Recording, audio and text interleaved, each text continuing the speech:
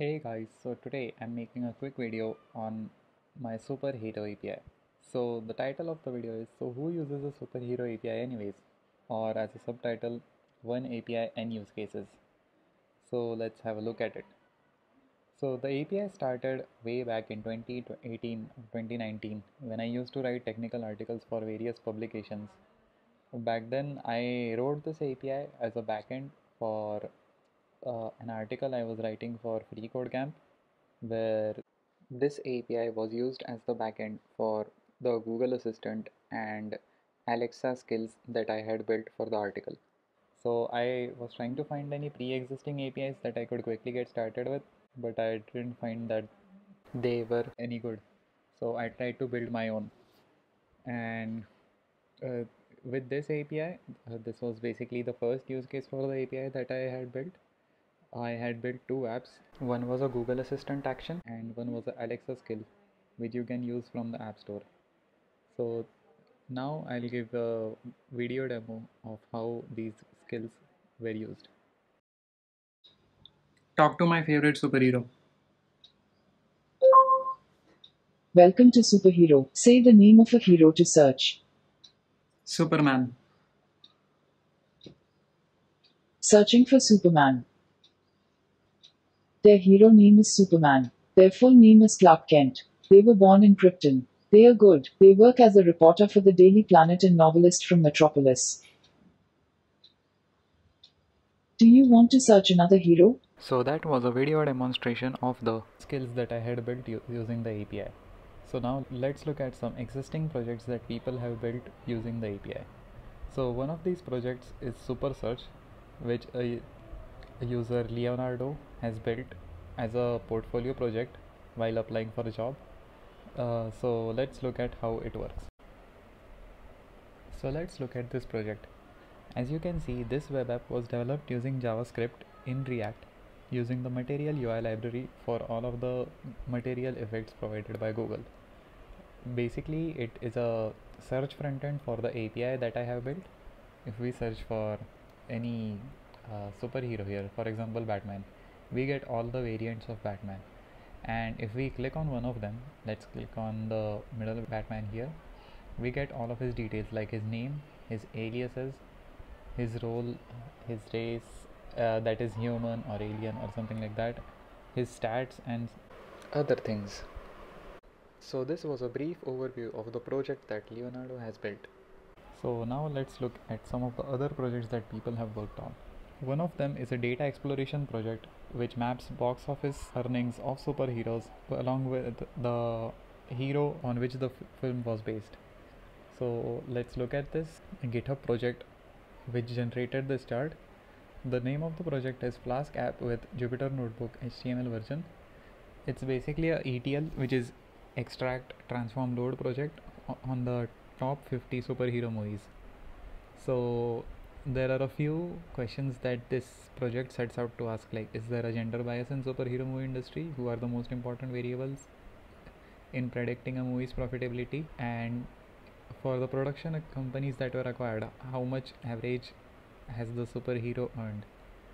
So this project is quite complex and quite interesting if you go through it. But one of the most interesting findings was that most of the earnings that were made, the largest number of earnings that were made by superhero movies were made by male superheroes. So that's the answer of the first question probably there. And they have made a pretty interesting number of charts here, like you can see, and also some of the movies they have displayed here based on their ranking. So if you download the project and go through it, you can also make something similar.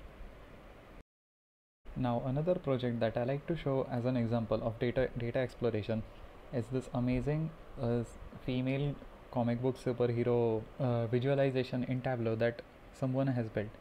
So if you go through it, it basically ranks all of the power levels of the superheroines based on the database, based on the data that I scraped, and you can click on each superhero here and see how their skills match. And if you click on other superheroines in this data, you can see how they compare against each other and who the best superhero is according to the stats that were scraped from the database.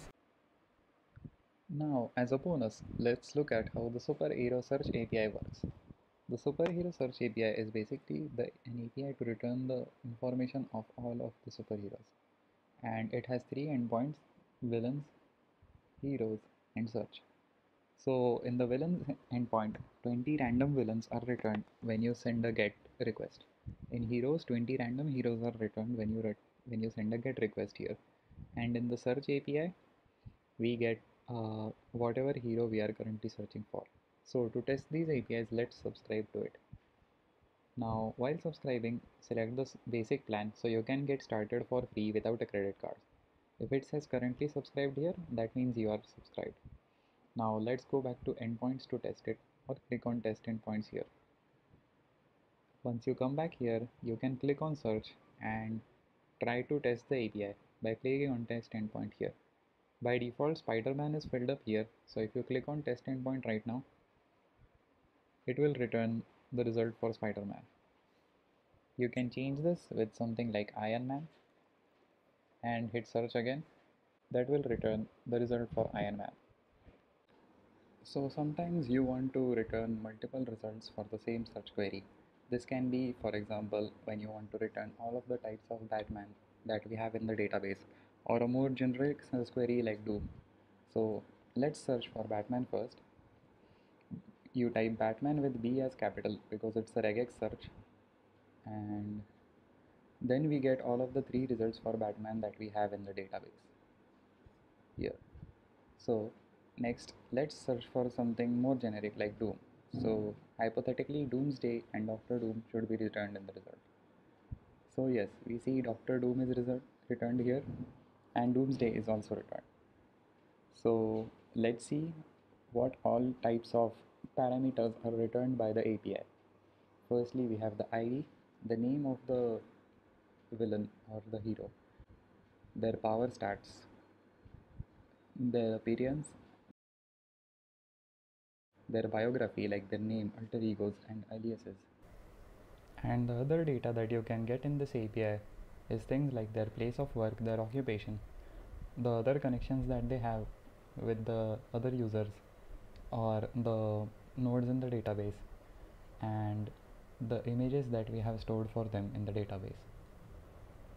Now let's get started with how you can use this superhero API within your applications. Within Rapid API, you have various options based on what programming language you're trying to make the API call in. So let's go for Node.js and Axios right now, which is the default option which is present here. So here they give everything that you need to make this API call in Node.js. Now if we want to make this in Python, we can click on Python and go to, for example, Unirest. Now this code shows us how to make this API call within Unirest. So like this, you can make API calls in any programming language. So thanks for watching guys, and see you next time.